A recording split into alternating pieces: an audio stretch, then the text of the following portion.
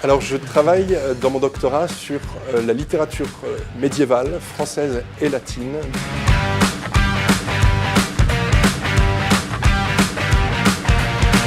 J'ai travaillé sur le XIVe siècle spécifiquement parce que c'est un moment de changement radical dans la façon dont s'articule le bilinguisme, dont s'articule le latin et le français dans la société médiévale. Je tente de répondre à la question de la cohabitation du latin et du français dans deux textes. Ce sont deux textes très différents et qui ont une façon très différente de faire cohabiter le latin et le français précisément.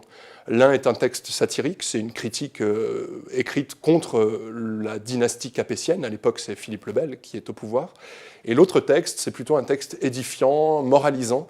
En fait c'est la première traduction en français intégrale des Métamorphoses d'Ovide. Et cette traduction française est l'occasion pour le traducteur de proposer après chaque fable, après chaque mythe, une espèce de christianisation, une interprétation allégorique qui ramène le récit d'Ovide à la doctrine et à la vérité chrétienne. J'essaie de comprendre quels sont les enjeux esthétiques, d'abord, de cette cohabitation, les enjeux codicologiques, c'est-à-dire comment, sur la page de manuscrit, le français et le latin sont articulés. Et puis, bien entendu, ça soulève des enjeux éthiques, sociolinguistiques, qui relèvent de la question de la possession du latin, du savoir et de l'accès aux livres dans la société médiévale. Deux textes qui paraissaient très différents se retrouvent en fait beaucoup plus proches qu'on aurait pu le penser l'un de l'autre. Et puis, le jeu sur la cohabitation du latin et du français peut avoir des enjeux politiques. L'insertion de latin dans des textes français peut répondre à des problématiques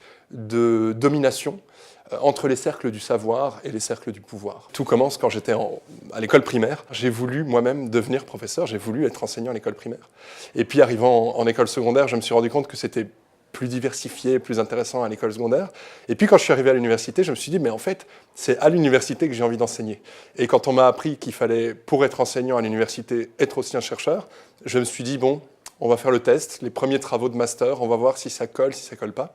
Il se fait que ça a collé, ça m'a beaucoup plu. Et donc, c'est ouverte devant moi la possibilité d'éventuellement penser à faire un doctorat dans la perspective de commencer une carrière académique après.